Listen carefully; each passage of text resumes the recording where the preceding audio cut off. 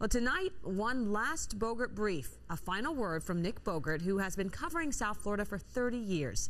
Nick has been with WTVJ when it was Channel 4, then Channel 6, when it was a CBS affiliate, then bought by NBC. So summing up a career like that in a few minutes is impossible, of course, but here's Nick's attempt in tonight's Bogert brief. It was just a few miles to the north. What a time and what a town for a green reporter from Vermont to cover. Within months of my arrival in 1979, the Mariel boat lift, the McDuffie race riots. South Florida's provided fast and furious news ever since.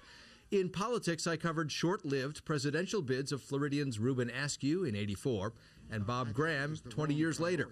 I saw Bill Clinton emerge from the pack at a straw poll of Florida Democrats, putting him on course for the presidency. Over 30 years, Florida went from reliably Democratic blue to toss-up purple, thanks in good measure to Jeb Bush, who went from presidential son to policy wonk candidate. And those who approach the candidate with a question or a comment often get much more of a reply than they bargained for. Now, you were saying about welfare reform and everything. Even in his first campaign for governor, people swarmed Jeb, predicting greatness. I think he'll go farther than governor. I think one day he'll be president. Bush lost that first campaign, but won the next time, and his proposals eventually remade Florida. The ultimate political story, of course, was in 2000 when the presidency hung on the hanging chads of Florida. Weeks back and forth from South Florida to Tallahassee, covering the drama that put George Bush in the White House. South Florida campaigns could be rough and ethnically divisive. I've covered 2 mayoral votes ordered overturned due to vote fraud.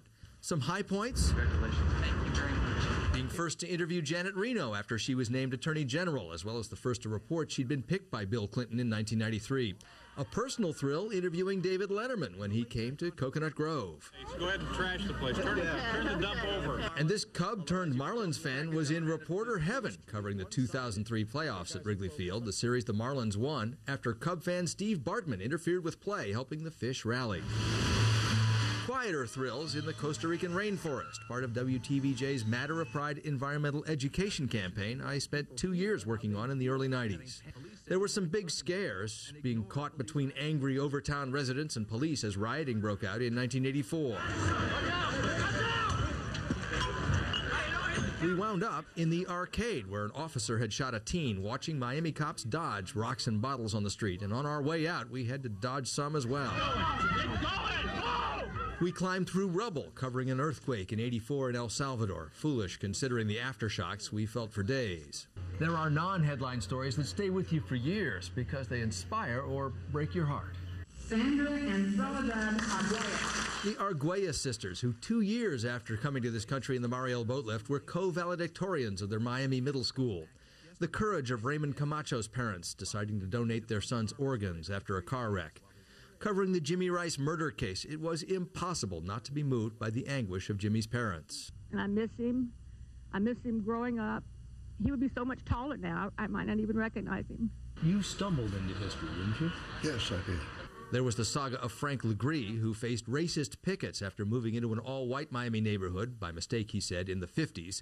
Legree revealing to us for the first time the NAACP had a mole inside the racist camp who tipped off police about a planned cross-burning on his lawn.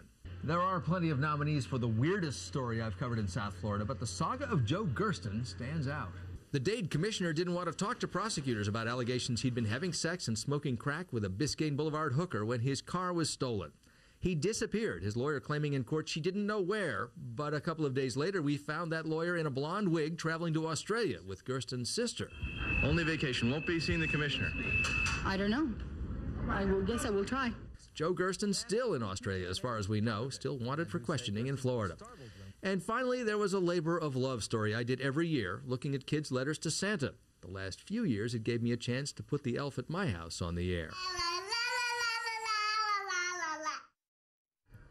Well, it is for family reasons that I'm leaving South Florida for my hometown of Chicago. I cannot go without giving thanks to my family here at the station, a great group of people with which to share this journey, and thanks also to those of you who have watched, commented, critiqued perhaps, helped me along the way. I leave with mixed feelings, but pretty certain that I will be back in, say, well, January or February. Julie, back to you. Nick, thank you. I don't think we can say it enough. We're all starting to tear up in here.